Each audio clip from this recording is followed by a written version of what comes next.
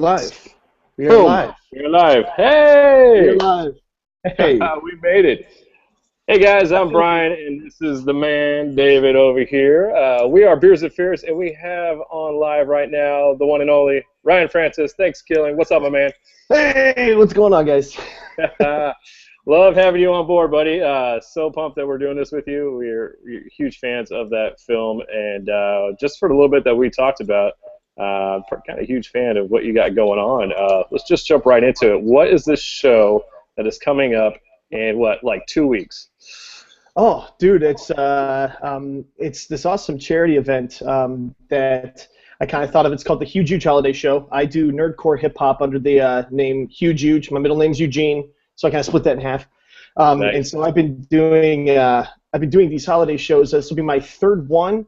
But it's for charity. We have a local homeless shelter, the Faith Mission of Columbus, and I get a bunch of local comedians. I get a bunch of local bands, and then like some special guests here and there to kind of show up and do these things. We got a photo booth, a bunch of local vendors, and everybody comes out. Everything's completely free, and you just get in with the donation of like bed sheets or deodorant or underwear or bath towels for the homeless shelter to help them, kind of recoup stock.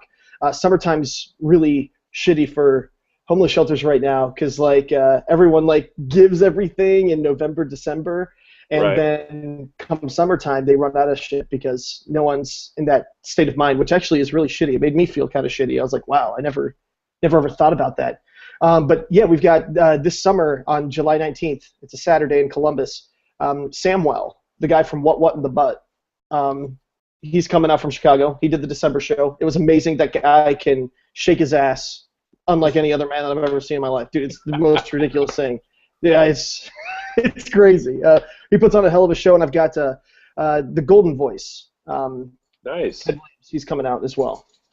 Now, is he going to be doing some singing, or what is he going to be doing? He was temporarily hired on as the actual announcer for the Cleveland Cavaliers. Just because he's got such a professional radio voice, Yeah. and he's gonna come out. He's gonna say a couple things. He's not gonna sing or anything. He's just gonna kind of talk. I was like, dude, charge people $5. If you want to charge them $5 and you can create their voicemail on their cell phone, do it. Awesome. That'd be sweet. I would love to have a personalized voicemail like that.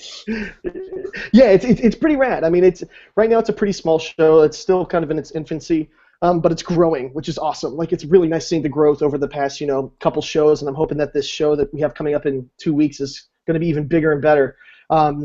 It's just a great opportunity to kind of, it's hard to find time to, volunteer and, put in the man hours to volunteer, but to be given the opportunity, on a Saturday night when you're going out drinking anyway, you can come in, drop off, all the donations that you want to drop off for the shelter, and then let me handle it.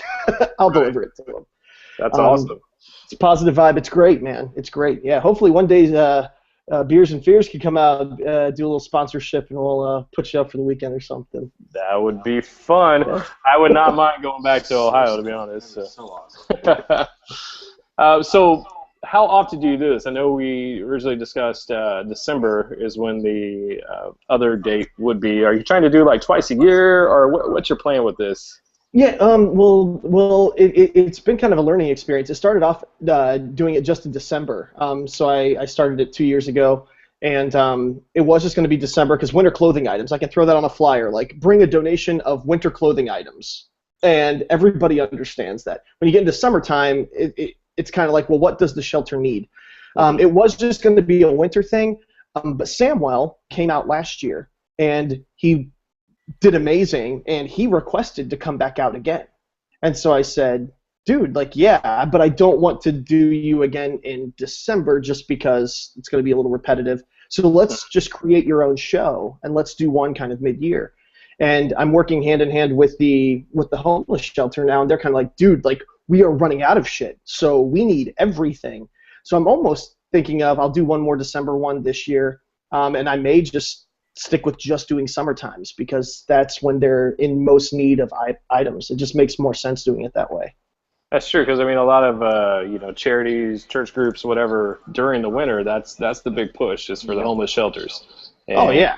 It definitely seems like during the summer you don't hardly see anything, and you forget about how how drastic it probably is during the summer, more than it is during the winter, possibly. So that's really awesome.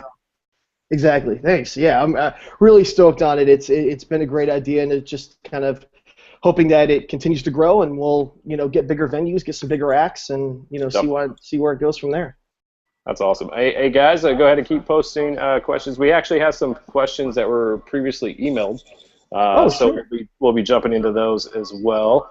You can post your questions, everyone, on the Facebook event page and the Google Hangout and on the YouTube while you're watching this.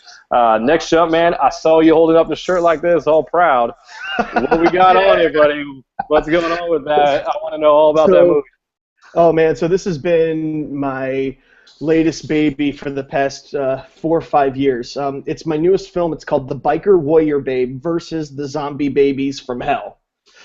I'll let you take that in for a second. Everybody absorb that for a minute. But yeah, it's an excellent film. I mean, the title, honestly, like people ask me, well, what's it about? And I'm like, well, say the title again.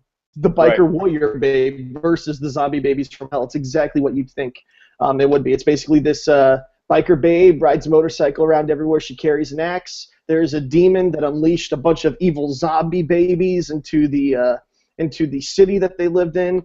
And so she's basically like, they gotta kill all these zombie babies. They gotta send them back to hell where they came from. That's pretty much what we're looking at, man. But if you're into B horror and you love campy, you love low budget films, and you're entertained by that kind of stuff, if you're a fan of ThanksKilling, this is definitely right up your alley. This is definitely a film that you're going to want to check out for sure. Fantastic. Did you bring on board anybody from the ThanksKilling franchise for this, or is this all you, bud? I produced it. A buddy of mine wrote the script and directed.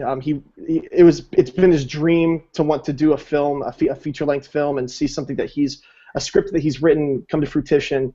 And what's awesome is, from what I learned with ThanksKilling, I was able to help propel this, and we completed the project. It took us 4 years. It's taken us a mighty long time, but we were persistent. We finished it, and no one else from ThanksKilling's involved. We do have Lloyd Kaufman, who is co-president of Trauma. He has a minor role, which is kind of cool. We're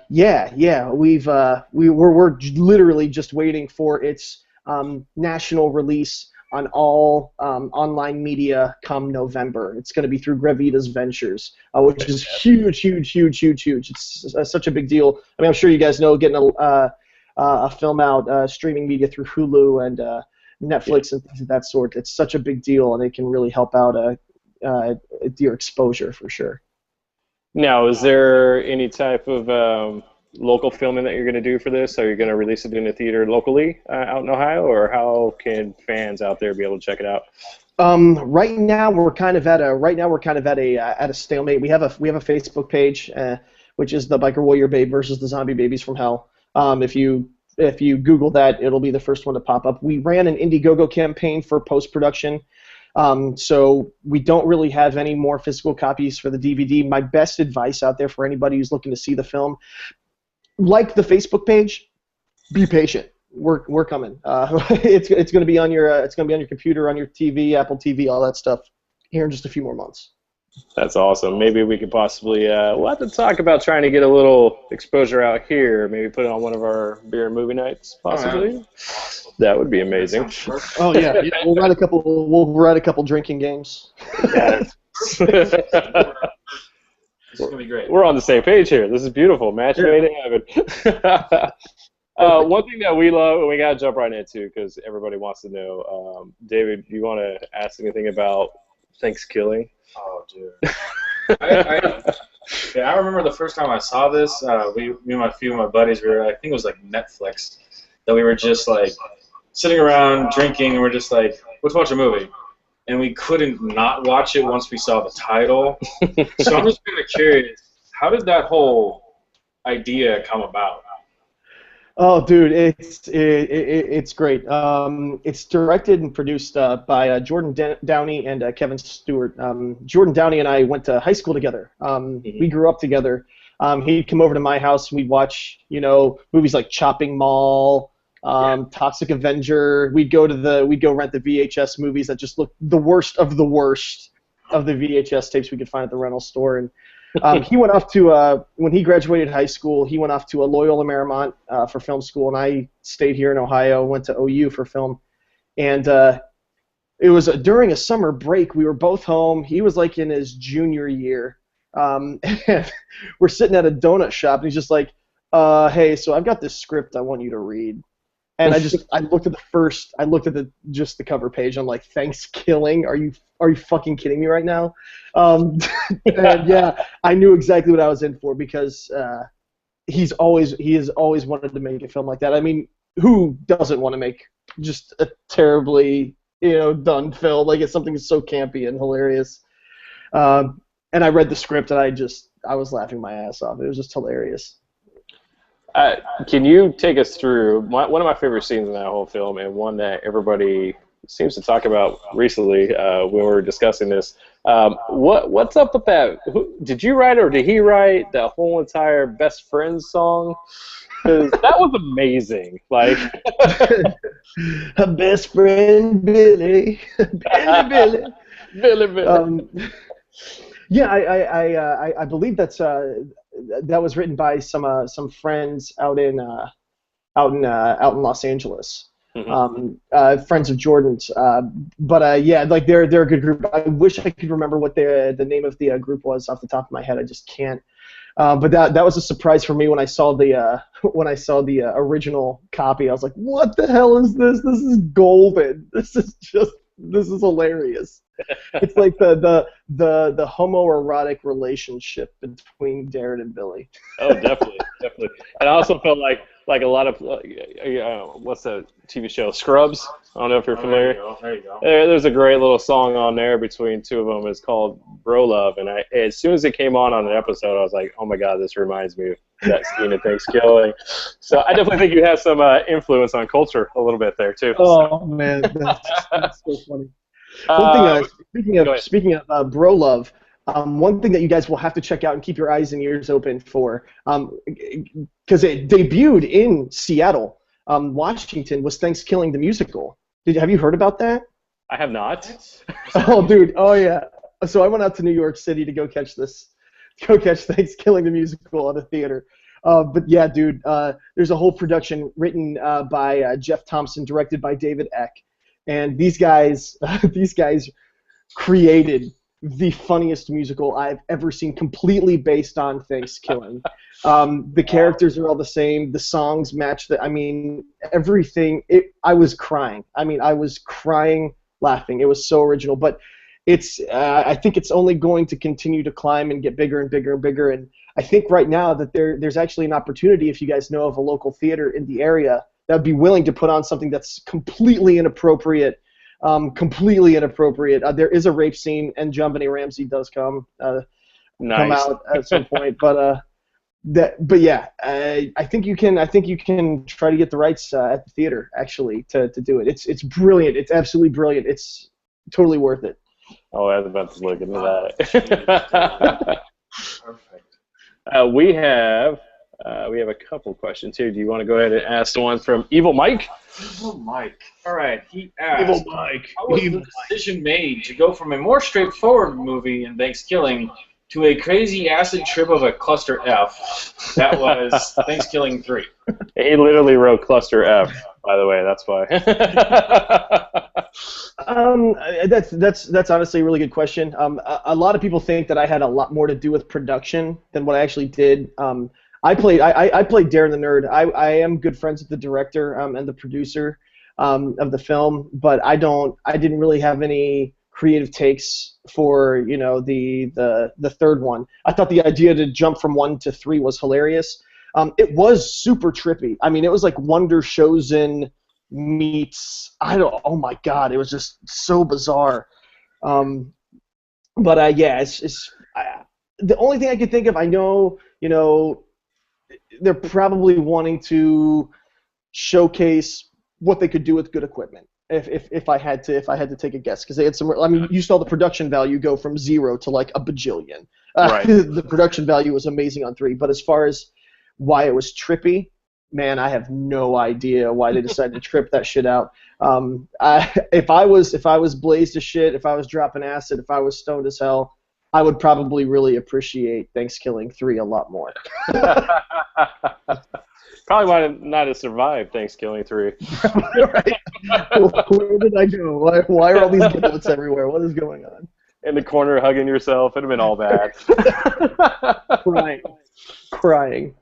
So there has been recently, I noticed, even with a lot of B-side, we watched a ton of B-side. And guys, keep your questions coming, by the way. Got some good ones out there. So you can post, once again, YouTube and on the Facebook event page. One thing I noticed, is there ever going to be, and if there might have been already, any chances of these films coming to a Blu-ray real soon here? Because we think Blu-ray ThanksKilling would be pretty amazing. I think I'm right on board with you. I think that it would be absolutely amazing if ThanksKilling was re-released as a Blu-ray. I'm not sure if there are any plans for a re-release. I know that I know that ThanksKilling was released through a specific company. I think it was Gravita's Ventures, the same company that Biker Warrior Babe versus Zombie Babies from Hell are going through. I'm not sure how long that contract is. I don't know if that's going to be up. And also, like, it's really tough to say simply because it's another physical form of right. publication where everything's electronic. Most things are electronic now, so it's really tough to say if a Blu-ray will happen. You never know. It's actually been a couple of years now since ThanksKilling 3, so I wouldn't be surprised within the next year or so we hear an update on the franchise. I know that on the ThanksKilling Facebook page there have been a couple hints dropped, like who wants to see Turkey again. Gotcha. That was updated about a month ago, so I think that there's some subtle things that are coming back. So we may have an update here soon. We'll see.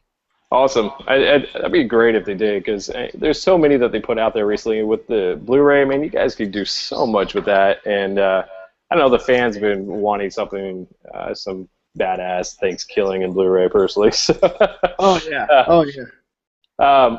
Real quick, tell us a little bit about, because we talked about it a little bit earlier, but I'm really curious on what got you started with the whole hip-hop nerd thing going on. It's a brilliant idea. I watched that video that you sent me, and I posted it on the event, and I just love it. I think it's fantastic.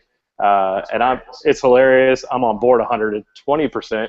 And just curious, like, how did that even come about? Obviously, it's your, play off your middle name and whatnot. So. It's kind of a long story. We got time. I've been involved in music ever since I was a little kid. It was like theater and music. I grew up playing the drums. I started off in like a punk rock band, like a very political punk rock band, and we did a few different tours in the region. We opened for all my heroes when I was back in high school. I mean, punk rock bands like the Unseen, the Casualties. We did a thing with the Misfits.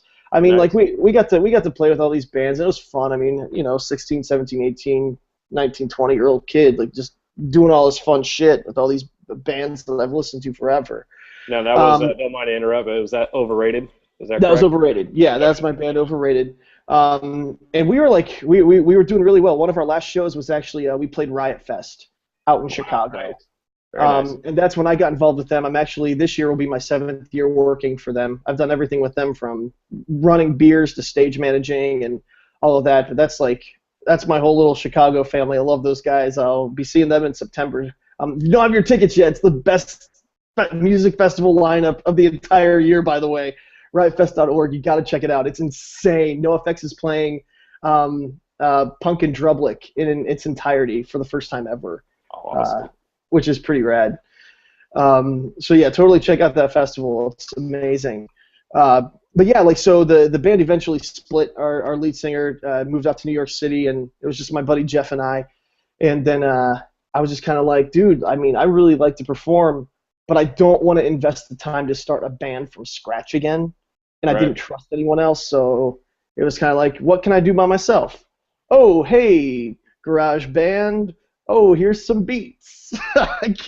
All right, let's try some bullshit out. And yeah, I wrote a few songs, man. I just perform more for fun, just kind of as a kind of a nice outlet and everything. I haven't really written too much in a few years, but it's just kind of everybody here locally knows the music. When I go and perform a show, they'll be singing along to everything. So just kind of having that as an opportunity for the holiday show. That's the only time I'll really perform unless someone asks me to come out. And it's just a lot of fun. It's just a lot of fun. But that's kind of how that came about. I remember seeing MC Lars. MC Lars was opening for Bowling for Soup, and I was like, my God. I didn't like him. I thought he was terrible. I was like, dude, what the fuck are you? This isn't even good. And I was like, fuck it. I'll do it myself. I'll try something. I'll try it. And it works well. Thanks, man. Awesome. I've got to get my Final Fantasy VII song out there. I don't have that on the computer yet. I've got a song all about Final Fantasy VII. It's my favorite game. That's amazing. Okay, so your challenge tonight. I know it's a 3-hour difference. I have faith in you. By 4th of July, I should be able to hear that song, I'm assuming. So, oh, yeah. I'll throw that out there. Yeah. Drag and drop. I'll get it to you. Drag and drop. There you go. Very nice. Very nice. Tell us what else you got going on, buddy. I know you got the new film coming out. Are you now going to be heading in more of the film direction again? You said you were, a college student doing that as well. Love to see you do more, honestly. So what's next after that? I mean, I know a little bit on your plate there, but it's really busy with the the holiday show and everything. I will say I can't say a whole lot about it right now because it's still kind of on the down low. I am involved in a film that involves really tiny animals, lots of them. They are killer, tiny animals, and I do have a lead role in this film. We're actually going out on Saturday to do a location scout and do some shooting for some trailers for an investment opportunity. Fantastic. So we're kind of on hold. I think we're going to start principal photography next summer, but pre-production is looking pretty good. It's looking a lot better than it was this past winter. So I think the business plan that I've seen proposed and the course of action, I'm on board with it this time. So I think that we'll actually see something pop up here within the next 6 months or so. But I'll tell you what, the script is amazing. It's completely sarcastic, and it's probably the most vulgar thing I've ever worked on in my life, which is excellent. Which I'm really, because I mean it's great because the most offensive things that you can say or do in a film, those are the ones. I mean, those will be remembered, man. I mean, Human Centipede. I mean, the turkey rape scene. When the hell have you seen a turkey rape anybody? I mean, that was weird. But it's gonna be good. The acting aspect is really fun. But yeah, like really trying to stick with the acting stuff, but would love to direct or produce maybe in a couple more years. Working on Zombie Babies for like 4.5 years has kind of kicked my ass. Oh, I can imagine. Yeah. Exhausted. Well, awesome, man. We can't wait to see some more Tiny, as in yay, Tiny. We'll say about like that. We'll say about that Tiny. About that Tiny? Okay. We'll say about that Tiny, yeah. Oh, yeah. That's fantastic. All right, so one of the questions that we always ask our guests, and we see that you have a brew of choice. David, do you want to ask about what would you pair? All right, so ThanksKilling, since that's the film that everybody, or at least most people, should be familiar with. If they're not, they really need to watch it. Get on board, people. So, what would you pair up with ThanksKilling? If I'm sitting down to have a beer to watch ThanksKilling, it's going to depend, honestly. It's going to depend. So if I've got my lady friend over and I'm like, oh, hey, like, you want to watch ThanksKilling, baby? And she's all like, yeah. I'd be like, let's enjoy, an Amberbach or something. Let's enjoy an Amberbach. I love my Ambers. They're nice. If I'm with like 15 of my friends and they're like, dude, this movie fucking blows my own asshole. Like, I want to have diarrhea all over the room right now because this movie sucks so fucking much. I'll be like, all right, man, well, we're gonna drink some Mad Dog 2020 tonight, and I'll just load up on that shit. There you go. Because there's nothing. I truly don't believe that there's nothing better than shitty liquor or shitty beer and a shitty movie. It's just kind of like it is a match made in heaven. It's a beautiful combo. Oh, yes. I gotta keep drinking to keep the movie on. Gotta keep drinking. Yeah, we did a pairing on ThanksKilling and Poultrygeist together, and I think we killed it with some PBR. I think it was. Possibly. Yeah, because we were already 3 sheets to the win at that point. So good choice. Yeah, exactly. Good choices. All right, let's see here. Somebody actually sent me an email. They were curious, and you see, I haven't written in a while, but they were kind of hoping that you can do a freestyle. Is huge. Oh man. Oh dude, I don't. Like if we threw out like a subject like fried chicken. Fried chicken. Fried That's chicken. the thing.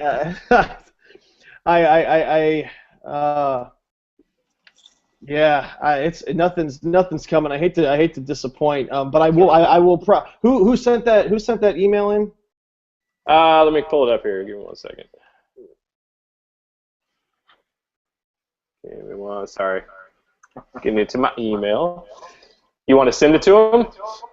Well, what I was going to propose to whoever sent that email, I'll propose that I'm not a big freestyler and I'm not really on the top of my thinking game right now.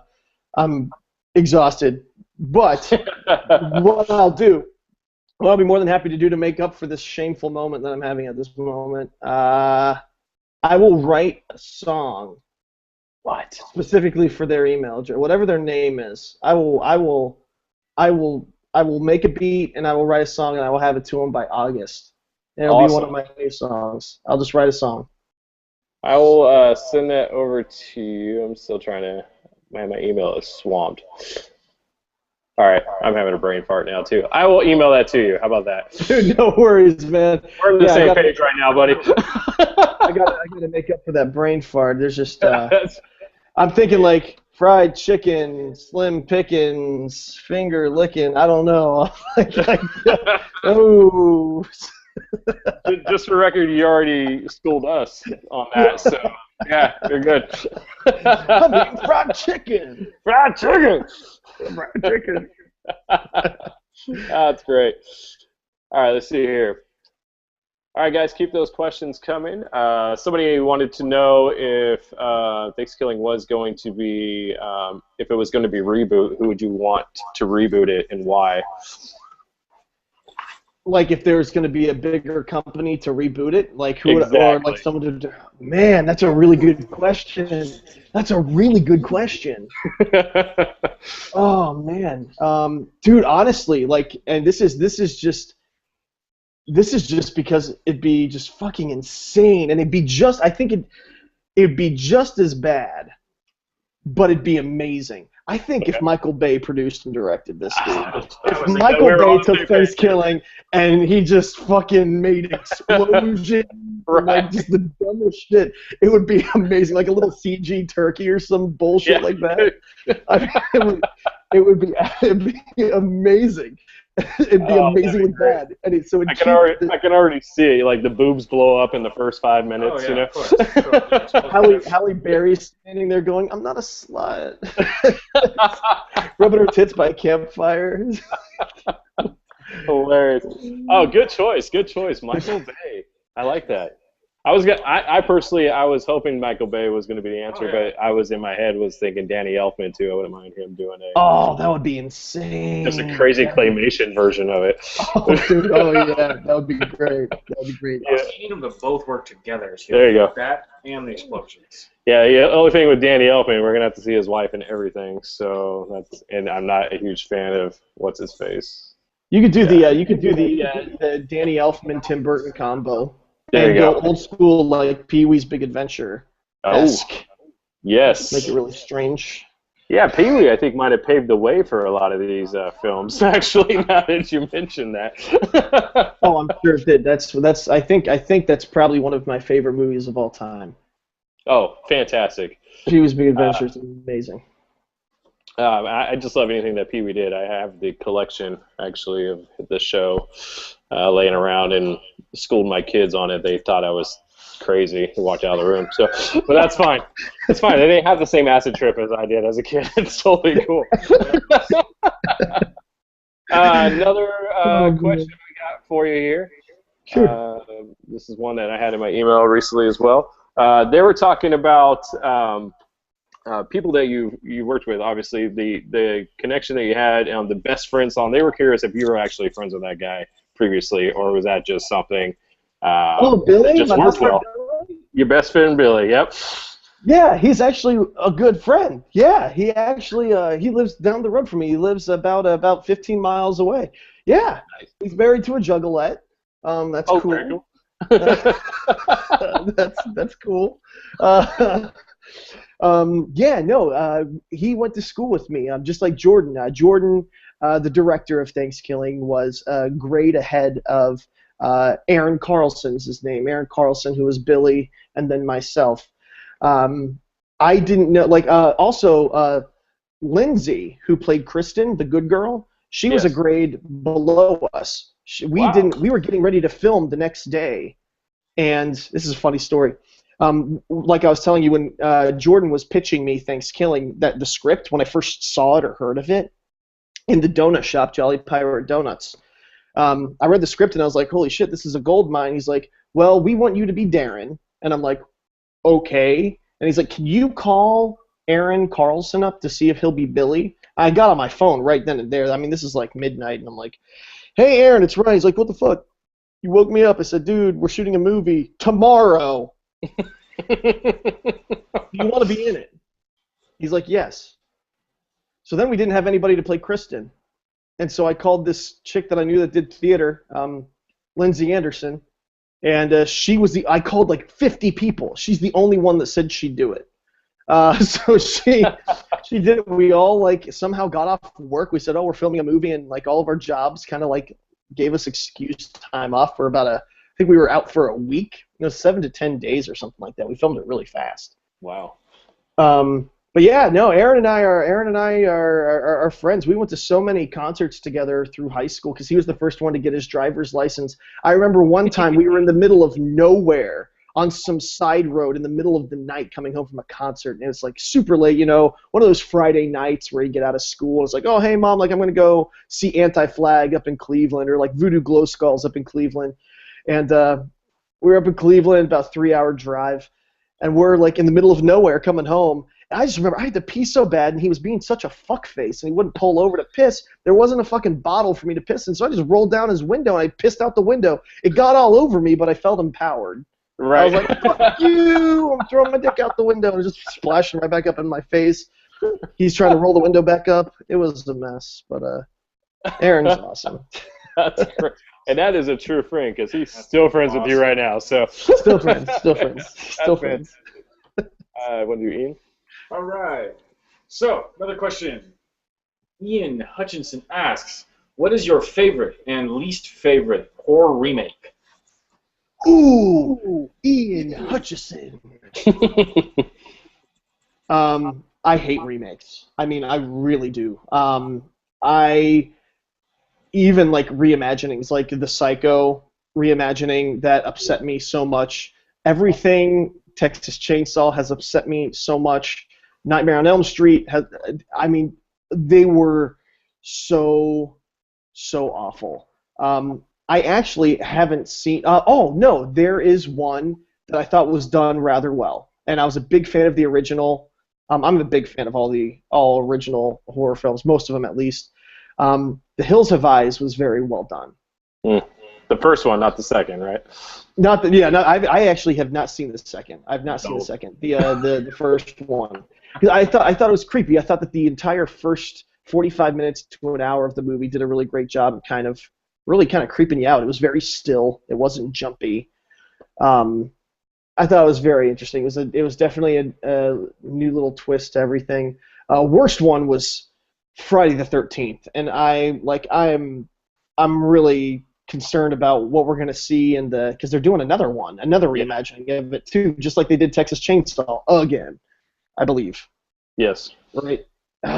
But yeah, the Friday the 13th I had high hopes for, and it was really bad. That was really bad. Yeah, it turned into like a teeny bopper kind of.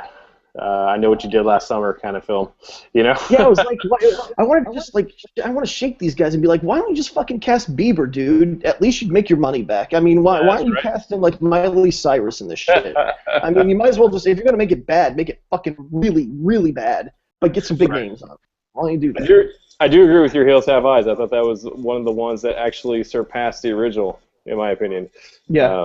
It was just done so well. The original was great too, great cast, but I agree. I think the remake was amazingly creepy, and they just kind of went there with it. They really took it there. So good choices, by the way. Ian said, "Good man." So he agreed. And Ian, we don't care if you agree, but we love you anyways.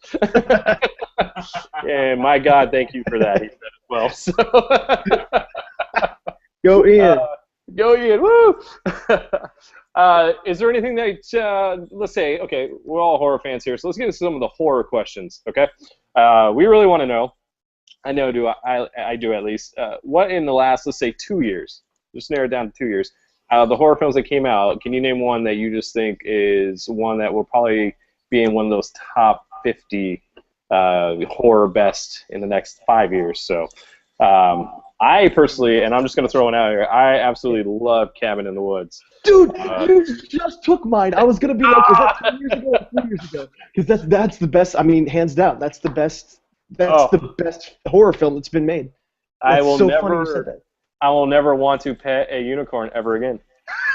Ever. It was brilliant. It took the, I mean, no spoilers here, but it took the whole horror movie concept and all that fiction, and it fucked with you.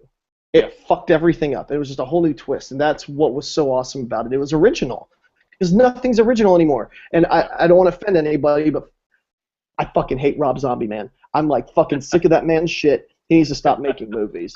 Because I look at his movies as rip-offs off of things that have already been done. I mean, Texas Chainsaw Massacre, His House of a Thousand Corpses with a Rob Zombie twist, and what was it? What was the sequel to that one? That one was actually okay. Devil's Rejects was okay. And then he just starts remaking like these putting his own twist on these Halloween movies, and I'm like, dude, I mean, Lords of Salem was not good either. Like, you finally tried to do an original concept, and it just wasn't good. It's like, I was like, stop it. But yeah, Cabin in the Woods, definitely amazing. Good choice. Another question by Matt Adams wants to know, do you think we will see more of the torture porn / bloody movies versus found footage movies in the near future? So I didn't even know torture horror porn was like a thing like right now that could possibly exceed or surpass the found footage films. Maybe Matt needs an intervention.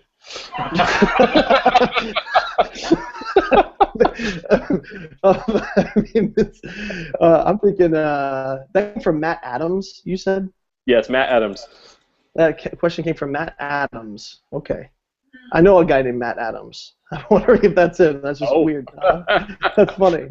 Matt, are you setting us up, sir? But I mean, like I think that found footage films are still going to succeed. They just got to keep an original concept with them. I thought Quarantine was interesting, and I thought that. Did you guys see Grave Encounters? I have, yes. Grave Encounters I thought was hilarious and just great. I think they took it a little too far, but it was a good original kind of concept in my opinion. I thought they did a really good job with the Grave Encounters series. I think found footage is still relevant. I think that'll keep going. I don't know about any dungeon horror porn. I'm not sure. Oh, that was great. Oh, okay, hold on. Let's see here. You're not the only one. Ian Hutchinson granted my reasons for not liking the man or personal experience. He's talking about Rob Zombie. So, Ian has a personal grudge against Rob, I think. And Lords of Sin, Matt Adams said Lords of Sin was a tribute to Holy Mountain. Not familiar, unfortunately. Thank you, Matt. Thanks, Matt. Thank you, Matt. He's saying it was basically a remake or a tribute to is how they cover it up. A tribute to, or we're stealing this idea. Basically, yes. Let's go on found footage for a minute because a lot of people, we had this discussion before, a lot of people either love it or hate it, just like the reboots. People love them or they absolutely can't stand them. Myself, and I get a lot of flack for this, and I still will, and I know Ian, by the way, so he'll probably give me some crap for this. But I do really like the Paranormal Activities. I own all of them. This is awesome. I own all of them. I enjoy them. A lot of people hate me, want to kick me in the balls, but that's fine. Out of the found footage, I mean, seriously though, there has been talks, and I've seen it, and if this would happen, and this is going in the reboot section, rebooting actually the Blair Witch. Not doing Blair Witch 3, but actually rebooting the Blair Witch found footage. It's interesting concept. I'm just curious on what your thoughts are on that with the whole reboot, actually. So. Wow, that's really touchy, man, because I will say Blair Witch Project is one of my top 5 scariest films I've ever seen. I agree. Ever. And I just don't think, I mean, part of what made that exceptionally scary and creepy was the way that they put the actors out there not knowing what the fuck they were getting into. I mean, yeah, they were hired hands, but they were scared shitless, like kind of all by themselves. But you can't really recreate the buzz that was there when found footage just happened. Mm-hmm. I mean, they were selling books, they were selling DVDs and VHS tapes saying the true story of the Blair Witch. I mean, it was everywhere. You'd go into the movie store and you'd see it like on late night 800 numbers, like commercials. Dude, it was crazy. And I just don't think you could ever recreate something that terrifying. Yeah. I agree. I went on opening night, and the ending scared the crap out of me. I'm not gonna lie. Like literally, I crapped my pants. Oh no. We actually got some. See, I told you. Got some flack for the thing. Okay, I agree. Matt Adams was a little upset with the whole. Was it found footage? Went to the movies, expected to see something scary, and all we saw was a slam door. What's the big whoopee do about that for paranormal? The unknown is scary. Yes. The unknown is always scary. What I liked, and maybe you can enlighten us a little bit on this, the writing process. I thought the writing was done well all the way through 4 or 5 films now. I think it is. I think there's 5. To be able to keep a story that long. And I think that's where maybe where ThanksKilling 3 kind of lost a little bit with its whole production value. Story is such a huge thing. When you wrote the film that we were talking about earlier, correct? That is actually your script? Zombie Babies? Yes. Zombie Babies is not my script. Zombie Babies is that's my buddy's script, Jeremiah Morehouse. He's the writer, director. I produced and acted in it. Gotcha. Okay. The whole writing process, I mean, you looked at scripts, you read scripts, obviously. I mean, have you noticed the big holes in these type of films where they try, even in reboots? I mean, what are some of the I guess the hurdles that you can notice and go, well, what the heck are you guys doing, and why did you do it this way? I mean, is that something that you guys talk about often when you started to create a process? There was something that comes to mind is like when you're talking about holes in a script would be something like continuity or anything like that when you're going through the shooting process. Not even just a film, but like if you're doing a series of, which Biker Warrior Babe is a series. He's got like 5 scripts written, so this guy's ready to jump the gun at any time. He's ready to keep going. But my opinion on holes, I mean, I think that there are definitely some things that I'm not going to give a fuck about or care about as far as like continuity goes. Like, I mean, we shot over the span of 4 years, so there were times where there'd be a scene where some guy would have a full beard, and then the other time it was like super trimmed, and then the next like 2 minutes later it's like a full beard again. Like, I don't give a shit. I mean, that's part of why I like to watch really terrible movies, because you see that shit, it's hilarious.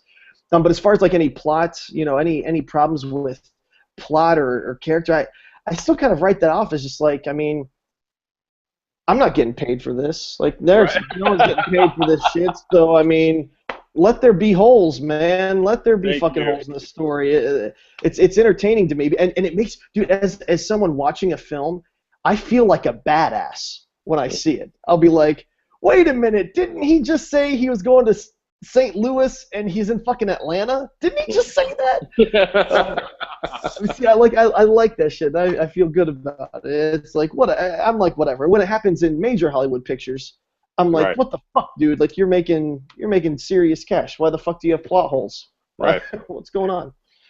And with indie films and things like this, I mean, plot holes is great because it really adds the whole drinking game value to it. Oh. So Absolutely. I cheers to you for that, my friend. Let's see here. We got some other one. Do you like any Japanese or Chinese horror films? I don't know if this would be considered a horror film or not, but the original Ip Man blew my mind. Fantastic movies. Just absolutely filled with gore. I mean, I'd say that it's more of an action film than a horror film.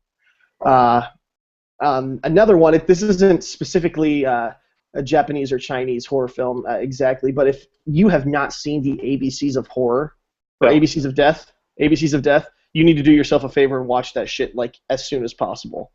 Good stuff. Because it's amazing. Oh, it's so good. That was days of entertainment. I rewatched it like 7 or 8 times. Yeah, D's my favorite, and that's the Pitbull one. I love that one. Oh, it was shot beautifully, and the story was excellent. It was only 5 minutes. It looked amazing. The story was great. I felt good when I was done with it. I think that was the best one out of all of them. I still like what was it? I can't remember the letter. It's been a while. Is it it's not. Yeah, is it whatever the Japanese one was where the fart one? Fart, yeah, was that F for fart? Yeah. Dude, that was the funniest shit I had ever seen in my entire life. That was the funniest shit. She's like, oh, like I want to be up in Miss Yomi's asshole and I want her to fart. How? And then Z, I think that was Japanese. Yeah, I think it That was. was fucking crazy. Where there's like it's like dicks laying in rice with sushi, and like, dude, there's like swastikas everywhere. I'm like, what the fuck are you guys doing? This is amazing. And I think the ones that did the F for fart or flatula, whatever it was, they did. I think it's the same girl who was in Zombie. Was it Zombie Ass? Zombie Ass, and that was amazing. Yes. Yeah, I think it was the same group of people who did that. Yep. Okay. Yep. Same. Because I watched Zombie Ass, and I'm like, no way. I was like, there's no way. And so I looked it up, and I was like, God damn it! Yep, they're definitely the same group of people. That is awesome. And I heard that there's I seen flyers for it one night online, but part 2, ABC's of Death 2, should be coming out real soon as well. So I'm looking forward to that. Good choice. Great choice. That's probably one of the best things. And I think it's still on Netflix, guys. So if you haven't seen it, go check it out on Netflix. It's worth, especially if you work like we do, man, you go to work, pop that crap on like right when somebody you don't want to sit next to in the break room. Pop that on, they'll be right out the door in a heartbeat. So. Oh, man. Name something Hollywood-wise that you are looking forward to. Doesn't have to be horror in particular. What film are you really looking forward to this year? Film. Like I'm such a bad film guy because I mean I take chances on films. Like one day I'll wake up, I'll be like, oh, you know what? I haven't gone to go see a movie in like a month or two. I want to go see a movie, and I'll drop the $15 to get in or whatever. I'll buy the popcorn and shit. I'll be all sitting there excited, like I read the reviews, like, oh, this movie got good reviews, and I'll be fucking pissed. I'll just leave really upset. I think the last movie I went to go see in the theater was The Purge, and I wanted to rake my eyes out. Like I was so unhappy because they had such a good opportunity to make a terrifying film, and it ended up being like a family drama. Mm-hmm. I was like, dude, we're watching fucking Roseanne. We're watching Family Matters or some shit. I was really upset with that. But yeah, so like I don't really keep up with like newer films or anything like that at all. I just watched Wolf on Wall Street, and that was really good. I really enjoyed that. That was interesting. It's weird though, because the way that these major films are written, it's like the same layout. I mean, I know like DiCaprio was in the other one, but it was exactly like Catch Me If You Can.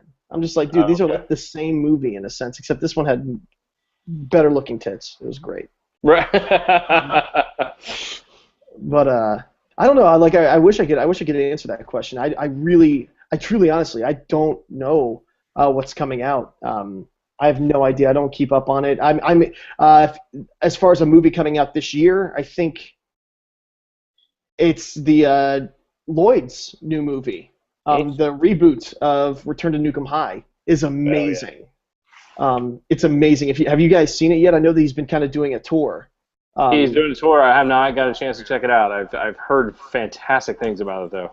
It's wonderful. Getting the guy, the fact that Lloyd Kaufman's rebooting his own movie, Right. it keeps the elements that made you enjoy the first one. It keeps all of those elements and everything, and brings them to the table again, but updated. I mean, it's so inappropriate. It's so bad. It's so bad. There were jokes in there that I could not believe were in there. It's great. I don't want to ruin anything. I don't want to give anything away, but it's amazing. You need to see that. That's awesome. Well, man, we're going to actually be wrapping it up here. Thanks, everybody. Oh, somebody just said, nope. Okay, good. Thanks, for everybody, sending your questions. Thank you, Ryan. Before we go, though, my man, we want to, one more time, we want to hear where we can go find it. I'll post all the links below where we can go find information about the newest film, the Devil Baby thing going on. That sounds amazing. Give us what your show updates, and then give us, for people who might have tuned in a little bit later, because you mentioned it at the very beginning, where you're going to be in October, because we're kind of excited for that personally. So why don't you go ahead and give us a wrap-up of where we can be able to get information from everything. For sure. If you want to follow the Biker Warrior Babe versus the Zombie Babies from Hell, honestly, if you just Google that, you're going to find our Facebook page and our Indiegogo campaign that we ran a couple years ago. So you'll be able to see all of that. You'll see the trailer on YouTube. That trailer is viewable on YouTube, the Biker Warrior Babe versus Zombie Babies from Hell. We have Twitter at Biker versus Zombies. Honestly, it's extremely difficult to keep all social media maintained and ordered all the time. I really enjoy if you have social media, if you're on Facebook, friend request me. I'm more than happy to talk. I'm on my phone all the time. I refer to my phone as my third hand. So if you send me a message, I'm more than happy to have a conversation with you. If you have questions about film, ThanksKilling, Biker Warrior Babe, whatever, more than happy to answer all of those.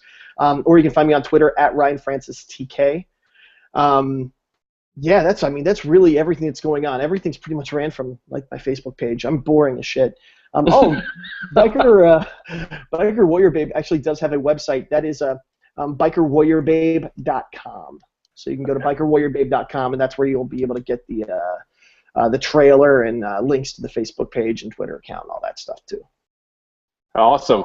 We have one more question to wrap it up, and this is a really damn good question, so it has to be asked. How do you feel about Bruce Campbell and his wanting to do the Expendables of horror? Have you heard about that? I have. Just to make sure that I understand, because I read an article about this, I think about it was a couple days ago. It may have been yesterday. But he's basically wanting to do get all the major players together in the horror and the horror acting industry and kind of do the badasses versus whatever kind of thing. Correct. Yes. Right? Honestly, I fully support it. I think that the script is going to have to be just fucking that much more perfect. One of my favorite horror films in the past 10 years was Freddy vs. Jason. And so I don't think that they could go wrong by putting all these legendary actors together from the horror industry and creating a scary movie and doing something with that. If you had Robert Englund playing himself, I'm sorry, that would be amazing. Right. Whether or not he'd do it is another thing, but I would love to see it. I think it has the opportunity to be great. The Expendables franchise is doing amazing. That's got so much momentum. Very true. And he was, the article that I read, he was talking about how it's kind of almost like a sequel to My Name is Bruce, is kind of his idea with it. So yeah, that's I enjoyed that. Yeah. Hey, honestly, Bruce Campbell, he's been very, very, very good to the independent film industry. He hasn't gone off his rocker and done a bunch of other stuff. He's stuck he's stuck with the fans, and I think that if anybody's going to be putting up a project like that, I think Bruce Campbell's definitely the guy that can do it successfully and do it the right way. I agree. Awesome. Thank you, my man. We appreciate you hanging out with us. I know it's, 3 hours in advance right now for you? Oh, yeah. No, thank you guys. My pleasure. Now it's time to get a shower and go to bed, take a couple shots of whiskey, and pass out. That's what I'm talking about. All right, everybody. We're Beers and Fears. Ryan Francis from ThanksKilling and so much more. We cannot wait to see him. Hey, October, where are you going to be? Oh, yeah, October. The Sacramento Horror Film Festival. That's going to be, I think, the third weekend in October? Yeah, somewhere around there. Yeah, sounds right. Third weekend in October, I'll be flying out from Columbus to kind of hang out with everybody. There's a couple other special guests that'll be there. But yeah, I'm totally down to see some new films and meet everybody in the Sacramento area. Really, really, really excited about that. Awesome. Well, we will definitely see you there. Definitely have a case of beer, too, for you. So we'll do it the right way. That's right. All right, Ryan. Awesome. Hey, thanks, everybody, for tuning in. Appreciate it. Ryan Francis, one more time. Thanks, my man. Thank you, guys. Good night. Good night.